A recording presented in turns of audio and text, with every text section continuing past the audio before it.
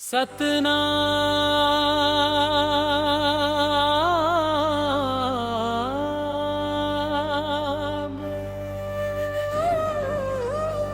सतनाम गुरु घासी बाबा के नाम।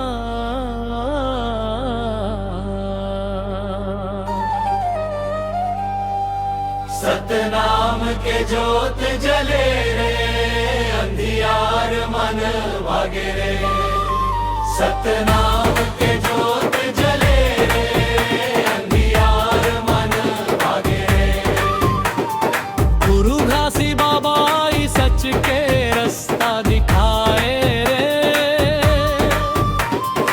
ऊंच नीच के भेद मिटा के सबोला एक बताईस।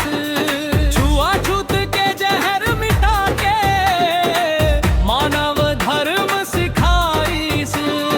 लोभ मोह माया के फंदा छोड़ वो सब भाई रे। सत्य के संग चल वो संभल के, यही सच्चा लाई रे। सतनाम के जोत जले रे, अंधियार मन भागे रे। सतनाम के जोत जले रे, अंधियार मन भागे रे।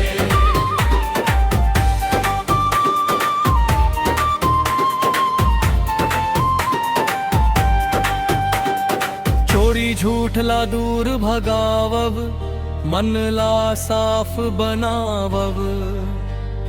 दया धर्म के रास्ता धर के जीवन सफल बनावब।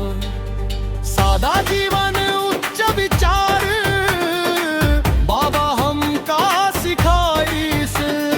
सत्य हिंसा के पथ में चल के सुख शांति बरपाईस। ढोलक बाजे मंजीरा गूंजे, सतनाम के गाथा गावे। गाँव गाँव में गूंजे अब्बड़ बाबा के महिमा छाए। सतनाम के जोत जले रे, अंधियार मन भागे रे। सतनाम के जोत जले रे, अंधियार मन भागे रे। गुरु घासी बाबा के भागे रे। जग सारा जगमगाए। सतनाम राजीव बादल सी जी। सतनाम राजीव बादल सी जी। सतनाम राजीव बादल सी जी। सतनाम राजीव बादल सी जी। सच्चा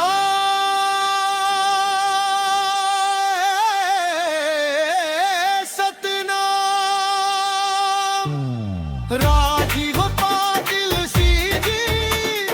राजीव पाटिल सी जी। सतनाम के जोत जले रे, अंधियार भागोगे रे। सतनाम के जोत जले रे, अंधियार भागोगे रे। सतनाम के जोत जले रे, अंधियार मन भागे रे।